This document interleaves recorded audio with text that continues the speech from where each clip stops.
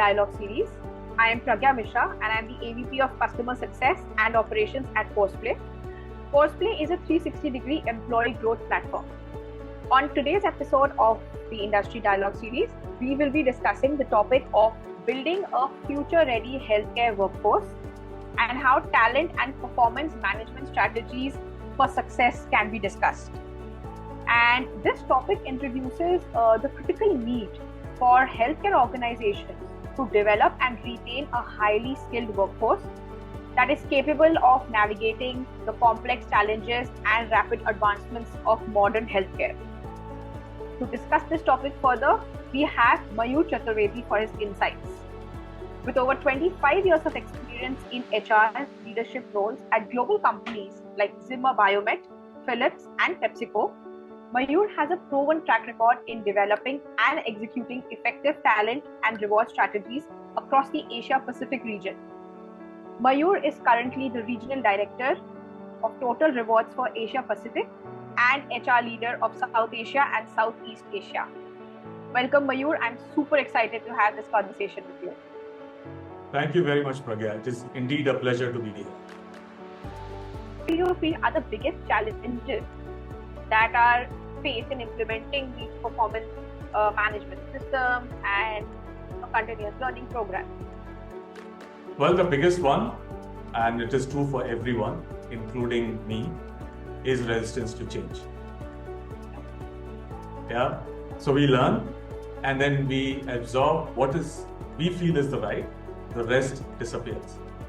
And if we are able to emphasize, if we are able to really think about it objectively, that, okay, I have seen a new thing, let me try it out. It may work for me. If we have that kind of a mindset, and if we can inculcate that kind of a thought process, I believe it will be a big win for us, because that is the biggest challenge that I have seen in any kind of efforts which is being put. So that's one thing. And again, that is where the leaders play an important part. The trainers or anyone who's involved in the training also need to play that part. We have to be open. So when we are training, many a times, we also, stop asking questions or don't let people ask questions. So we, stop them. I think we need to be open about it. And we should be also ready as trainers to be challenged. And there is a different opinion which could be there. If we are encouraging that thought process, the resistance to change will be a little less there. Yeah. So managers playing a very important part, leaders playing an important part, and the trainers playing an important part for us to do. The second is availability of time. There is definitely an expectation of workload. There is an expectation of high productivity. And there is an expectation that the targets will always go up. I have not worked in an organization where target comes down. It always goes up. But proportionately, things don't go up. So it needs to be seen that there is a workload.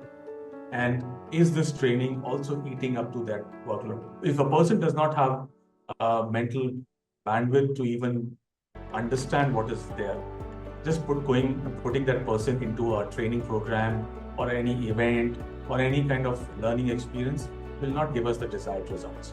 So we need to be, again, and second thing, that's the biggest challenge. The last one, but again, not the least, is the prioritization, right? And it follows the thing which is objective. Why are we doing that training? Why are we doing that intervention? Why are we investing here? Why are we not doing something else? So if we ask that 5 whys, I think we will have the answer why are we doing it. So have an objective, provide that objective to the participants, make it real for them rather than being an objective out of somewhere, make it real for them, ensure that they see the value of it, and then I believe everyone is part of that game. But unless and until we do these 3 things, top of my mind, I think there will be always a resistance to all what we are trying.